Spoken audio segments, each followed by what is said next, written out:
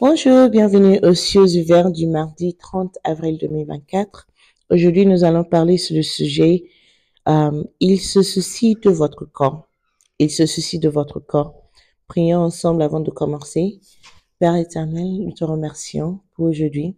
Saint-Esprit, viens nous enseigner la parole et nous convaincre de nos comportements qui doivent être changés et plus conformes à la volonté du Seigneur.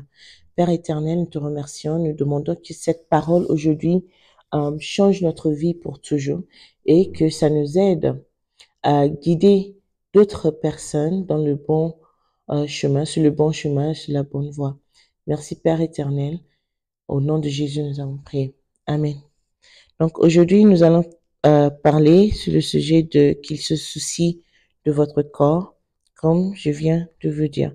Notre passage biblique est tiré de 1 Corinthiens 3, versets 16 à 17, et notre verset à mémoriser, 1 Corinthiens 6, verset 19, et ça nous dit: ne savez-vous pas que votre corps est le temple du Saint-Esprit qui est en vous, que vous avez reçu de Dieu et que vous ne appartenez point à vous-même? C'est une question qui nous est posée en tant que chrétiens. Je pense que vous avez la réponse et nous allons aussi en parler davantage dans notre étude. Le passage biblique 1 Corinthiens 3, versets 16 et 17 nous dit: ne savez-vous pas que vous êtes le temple de Dieu et que l'Esprit de Dieu habite en vous? Si quelqu'un détruit le temple de Dieu, Dieu le détruira, car le temple de Dieu est saint et c'est ce que vous êtes. Vous êtes le temple de Dieu et Dieu habite dans son temple. Donc, si vous détruisez son temple, c'est-à-dire votre corps, ça veut dire que Dieu vous détruira. Voyons ce que la Bible nous dit aujourd'hui ou notre étude. Que le Dieu de paix vous sanctifie lui-même tout entier et que votre Père, l'Esprit, l'âme et le corps soient conservés irrépréhensibles lors de l'avènement de notre Seigneur Jésus-Christ. 1 Thessaloniciens 5, 23. Le passage ci-dessus nous dit clairement que Dieu veut que votre esprit, votre âme et votre corps soient préservés irréprochables jusqu'à sa venue. Cela va à l'encontre de ce que beaucoup de gens disent quand ils disent que Dieu ne se soucie que de notre esprit et de notre âme et non de notre corps.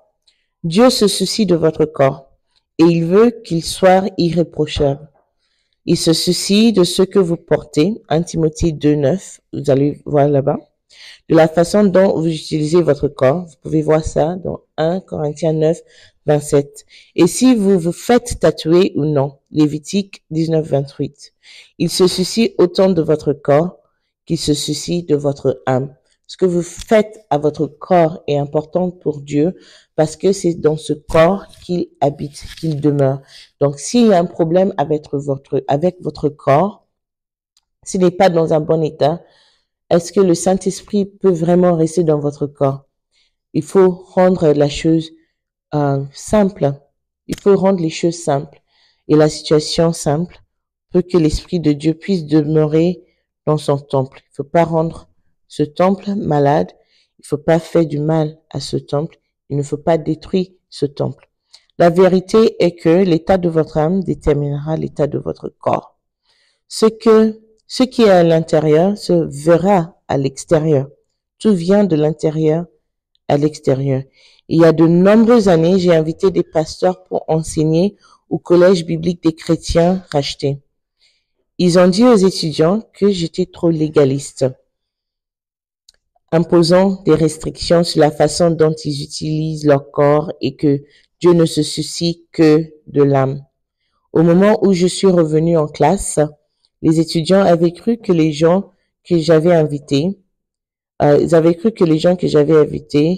avaient besoin de les convaincre du contraire, alors que je suis allée chercher 2 oranges. Un orange était jaune et l'autre était verte. J'ai soulevé les 2 oranges dans la classe et j'ai demandé: laquelle de ces 2 oranges est mieux? Ils ont tous pointé du doigt la jaune. J'ai demandé à nouveau: comment le savez-vous? Comment est-ce que vous avez su cela? Ils ont dit qu'il était évident de l'extérieur que c'était mieux à l'intérieur.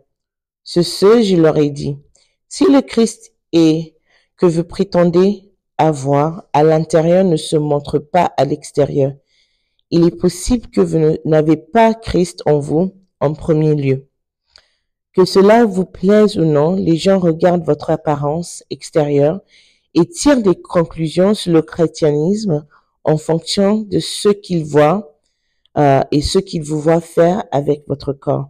Si vous ressemblez aux gens du monde, ils croient que vous êtes comme eux et qu'il n'y a rien de spécial en vous. Ils n'écouteront pas l'évangile que vous prêchez si vous êtes habillé comme une prostituée ou un voyou. Ça me rappelle d'une amie à l'université qui était musulmane et qui m'a dit qu'une femme chrétienne l'avait approchée avec tout son sein qui sortait de son haut. Donc déjà, rien qu'en voyant cette femme de cette façon, elle a jugé la femme et elle n'était pas intéressée à ce que la femme avait à dire. Et quand cette femme lui a dit qu'elle voulait lui prêcher l'évangile, elle s'est moquée de la femme. Et c'était la fin de la discussion, en fait. Cette femme chrétienne n'a pas pu lui prêcher et lui apporter l'évangile. Donc, c'est très, très important comment nous apparaissons. Notre apparence extérieure est très importante. Nous sommes ambassadeurs de Christ. Donc, quand vous êtes ambassadeur de votre pays, il y a certaines façons de vous habiller pour vous identifier avec votre pays quand vous êtes sur la scène internationale, quand vous êtes à l'étranger ou vous n'êtes pas dans votre pays. Donc, c'est la même chose aussi pour nous qui appartenons au royaume de Dieu. Ne faites pas en sorte que quelqu'un se détourne de l'évangile à cause de votre apparence extérieure. Gardez votre corps irréprochable. J'espère que Dieu va nous aider à ne pas nous conformer au monde, mais nous conformer aux standards de la Bible, aux standards de Dieu, aux standards de l'évangile, aux standards du royaume. Que les Seigneurs nous aident au nom de Jésus.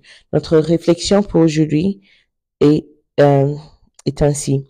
Les gens peuvent-ils dire de vous que vous êtes né de nouveau simplement en vous regardant? C'est une réflexion sur laquelle on peut rester toute la journée.